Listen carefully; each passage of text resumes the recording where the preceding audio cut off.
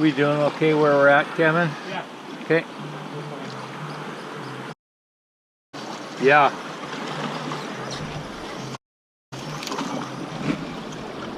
Holy Moses, we got fish on this.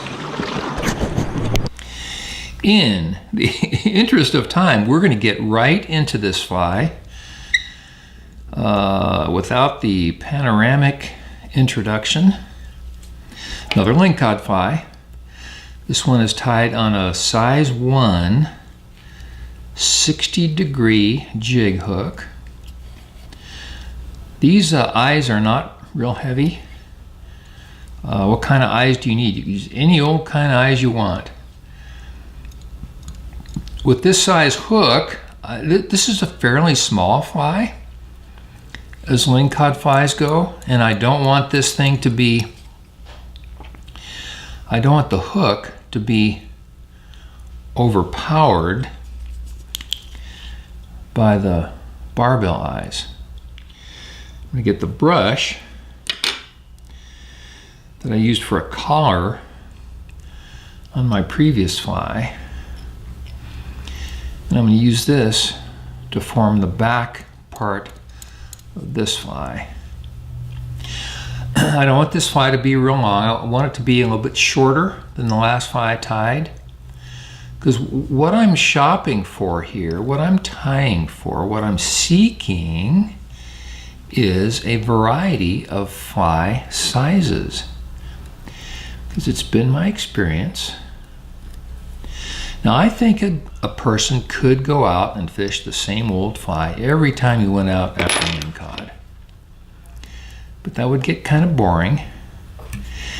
And I've also seen, I've definitely seen the fish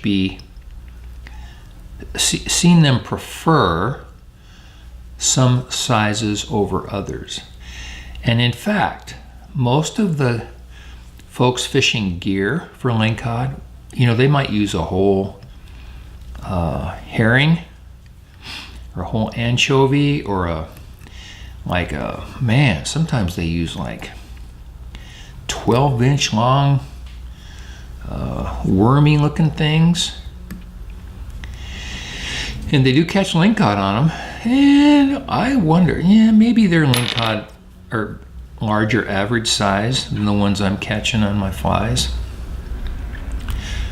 But there are times when fishing a fly of this size will catch more fish than,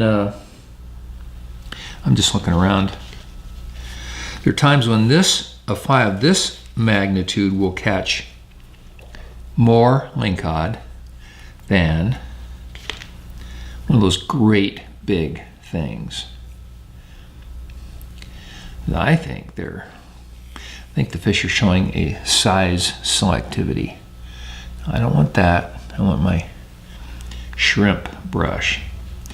This brush is not very wide.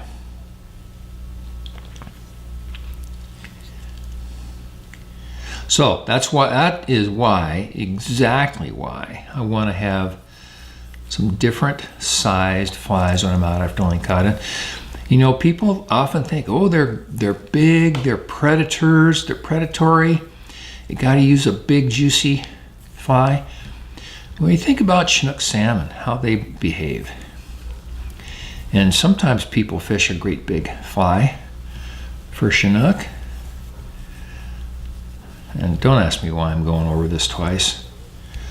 I'm sure I didn't need to, but it just looks better to me. And I do a lot of this by instinct.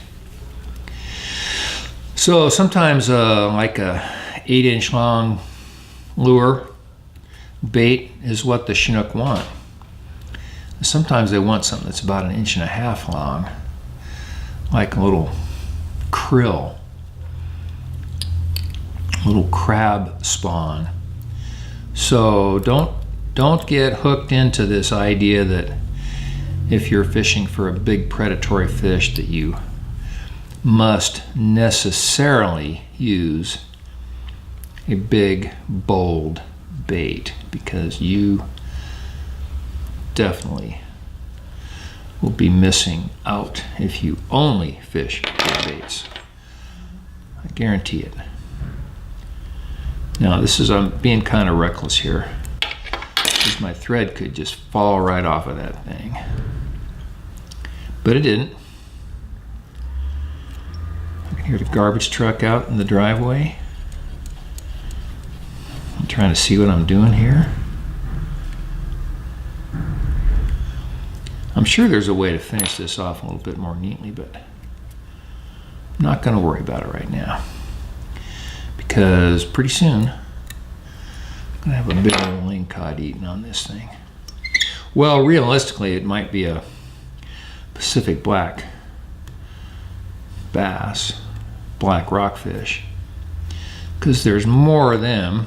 Now I'm just messing up here. I messed up my thread. Didn't get a good knot there. So let's do it over again. Yeah, so there's more bass around than there are lingcod. And sometimes you just catch, you know, you're trying to catch a lingcod, but you keep catching bass. That's okay, it's fun. When you really want those lingcod, they taste so good and they're so much fun to catch. Anyway, here you have it. A fairly modest sized lingcod fly. I'm sure you get the idea. So